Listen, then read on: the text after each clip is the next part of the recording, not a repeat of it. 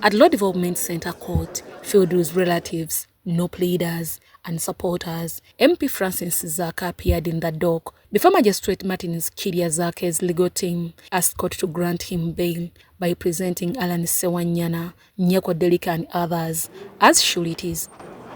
The prosecution objected, arguing that some of the presented sureties were not substantial and asked court to deny Zaake bail. At around 3 p.m., Magistrate Martin's returned and granted Zaake bail. For that matter, I allowed the bail application and grant it on the following terms. The accused is granted the cash bail of 200,000. The sureties each is to execute a bond with this honorable court of 10 million, not cash. Zaake faces charges of careless use of a motor vehicle, driving without a permit, and disobedience of lawful orders. In the same court, 9 suspects charged with unlawful assembly were also released on a cash bail of 100,000 shillings each. We are glad that the second time we have come for their bail hearing has been granted. The state was trying to derail the process, saying we need 2 weeks, they need 2 weeks to be sure and verify these national IDs. We said, can we be serious, surely? How do you say you need 2 weeks to verify a national ID of a member of parliament, of a Ugandan citizen? You're the government. Call the nearby people, let them verify.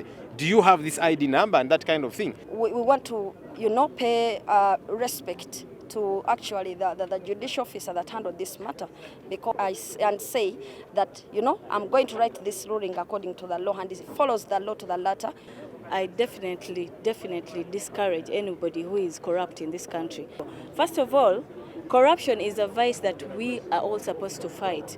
The youth, the old, the people with disabilities, the president, members of parliament, every leader, security officers, everyone is supposed to fight corruption. If we don't fight corruption, it is going to eat us all up. It is going to eat up all our country. We shall not be developed as we are supposed to be.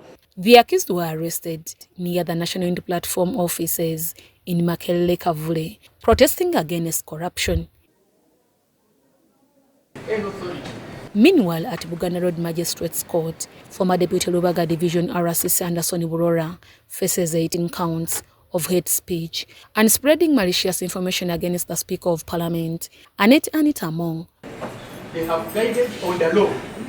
Prosecution led by Richard Vomboka initially objected to Burora's bail application, citing insufficient sureties and lack of fixed press overboard. Burora's legal team countered the objection. After hearing both sides, Magistrate Lonari Kaizi granted Anderson Burora bail with stringent conditions. Accused persons pay cash bail of 5 million. 2. Each of the suits shall execute a bond of 50 million not cash. 3. The accused persons deposit his passport in court and is not to leave the country without leave of this court. And D. The accused hereby ordered not to post on all his social media handles anything that relates to Right Honorable Anita Mong or make reference to her personal office, and if it does... Court adjourned until 22nd August 2024. The prosecution alleges that Burora Anderson demeaned and promoted hostility against the Speaker of Parliament, Anita Mong, by calling her corrupt, a kidnapper, a murderer, using his ex-handle at Ada HB. Deborah Namamonde, Nansubuga Viola, UBC News.